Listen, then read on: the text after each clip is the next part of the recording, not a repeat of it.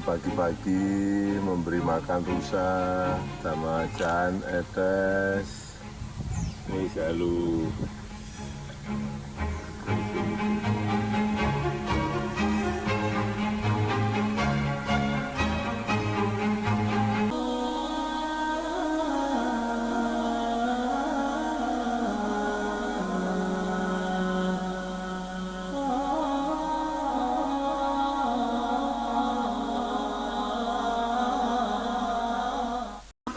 Disertifikatkan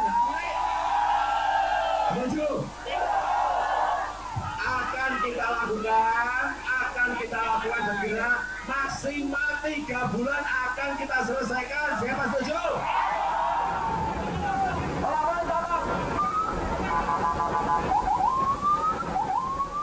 Berikan kepada masyarakat kampung desa kepastian hukum. Saya sampaikan, kalau yang diberi konsesi sulit-sulit cabut konsesinya. Lumpur Vietnam semakin berberas, semakin tersisa oleh pusat lumpur itu kan. Demikian juga istana, dia kehilangan kemampuan untuk bahkan oligarki yang ada di situ.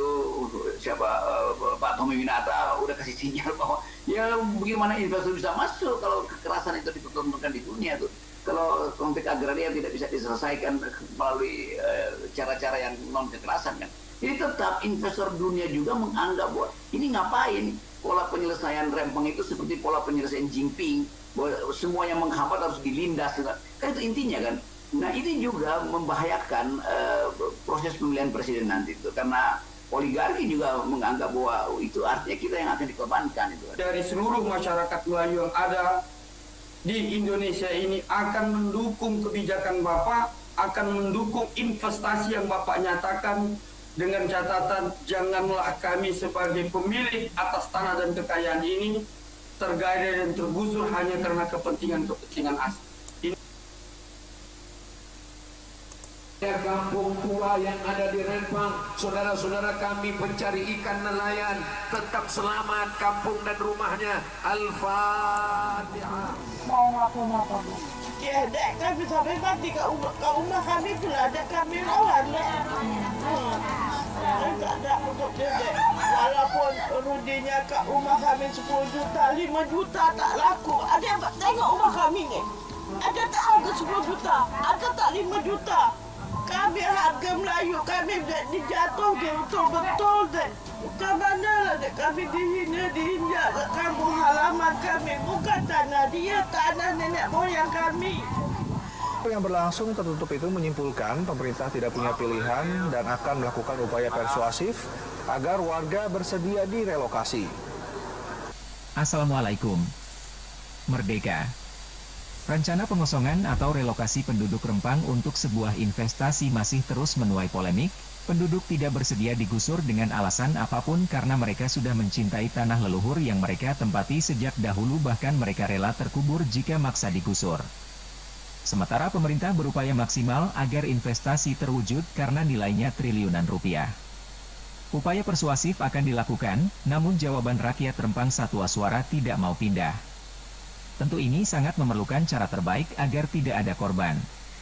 Soal gusur-menggusur, jejak digital menunjukkan bahwa ada yang menilai Presiden Jokowi mirip seperti kepemimpinan Umar bin Khattab, mungkin sudut pandangnya dari soal kesederhanaannya, namun apakah mirip juga pada kebijaksanaannya? Kalau hal ini benar tentu menjadi harapan bagi penduduk Rempang. Sebuah ibroh atau pelajaran yang bisa kita ambil dari yang disandarkan kepada Umar bin Khattab soal kasus penggusuran, apakah Pak Jokowi akan menirunya? Silahkan simak video ini. Pada waktu beliau jadi khalifah, yang diangkat jadi gubernur di Mesir adalah Amr bin As. Amr bin As hidupnya lebih mirip Kaisar. Istananya besar, pakaiannya bagus-bagus.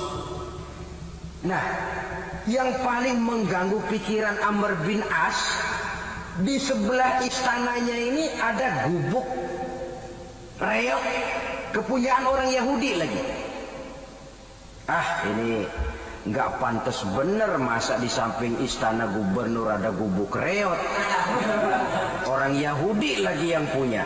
Ini mesti udah bikin saja rencana, panggil dinas tata kota, bikin planning. Di sini mau dibangun masjid, proyek negara. Bikin gambarnya, susun anggarannya, tender. Saudara-saudara, si Yahudi yang punya gubuk reot dipanggil. Yahudi, ada apa, Pak? Kamu tahu nggak? Enggak. Iya, memang belum saya kasih tahu.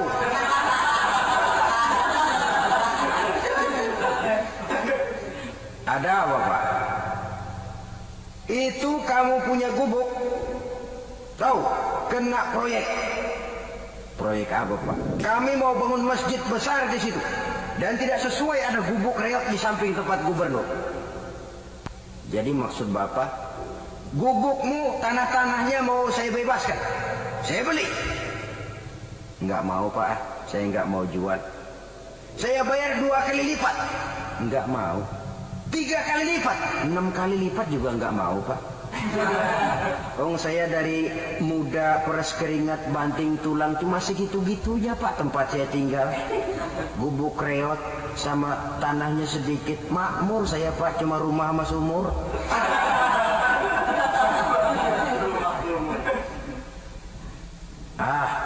Ini Yahudi kelewatan juga. Akhirnya turun perintah, sudah, kalau dia nggak mau dibebaskan, gusur saja, tarik, ambil bulldozer. Gusur. Yahudi ini berurai air matanya. Aduh, begini jadi rakyat kecil, udah jatuh ketiban ember lagi. Tapi pikir-pikir Amr bin As kan bukan yang paling atas. Dia kan cuma pejabat, masih ada atasannya lagi. Lapor, lapor.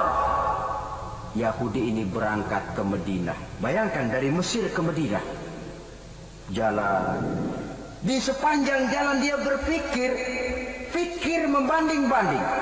Kalau gubernurnya saja istananya begitu mewah, apalagi khalifahnya.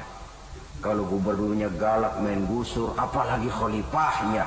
Dan saya bukan orang Islam, apa dia lemin ngadu? Apa dapat tanggapan? Berangkat dia sambil harap-harap cemas. Sampai di pintu kota Madinah, dia temui orang lagi tidur di bawah pohon kurma. Selamat siang, Pak. Ada apa? Pak. Apa? Mau labor. Labor apa? Bapak tahu Khalifah Umar bin Khattab? Tahu? Istananya di mana, Pak? Istananya di atas lumpur.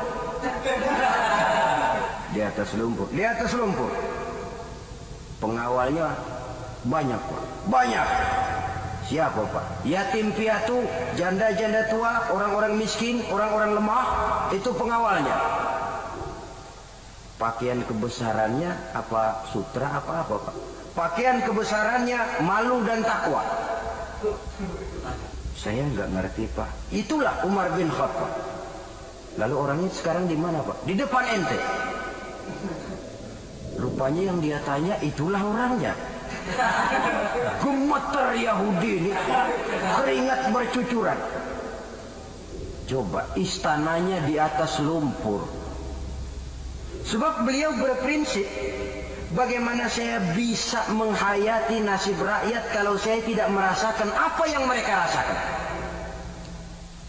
Bagaimana saya nggak bisa tahu sakitnya lapar kalau saya belum pernah kelaparan?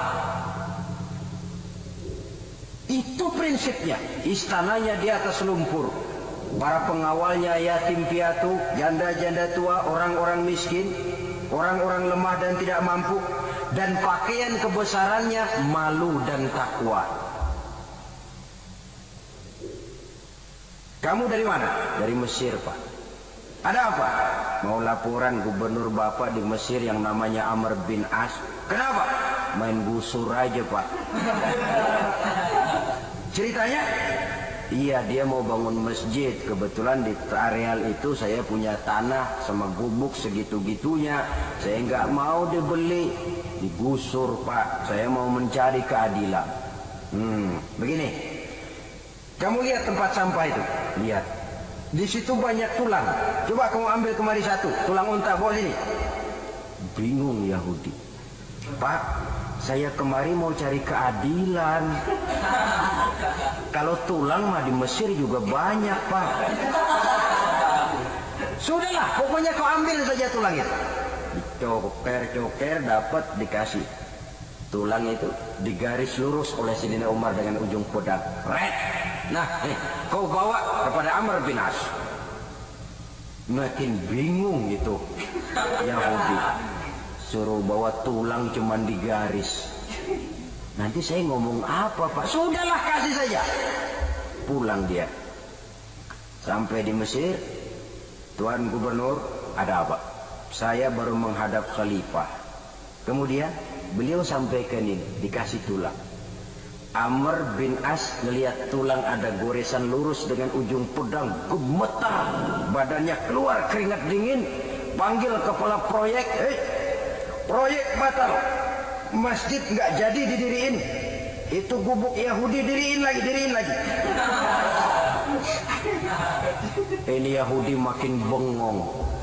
Ini gubernur dapat tulang doang segitu takutnya.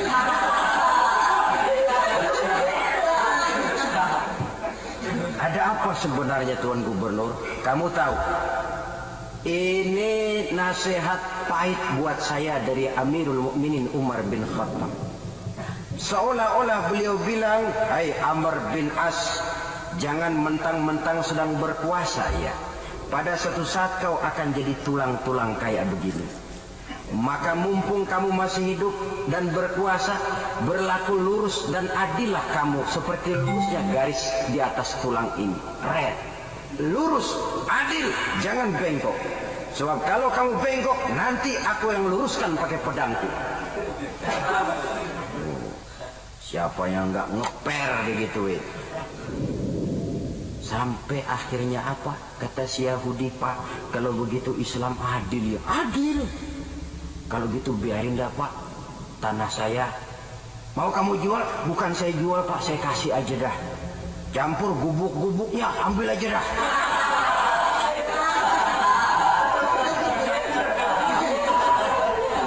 Masuk Islam si Yahudi ini oleh karena keadilan dari Umar bin Khattab. Terima kasih sudah menyimak.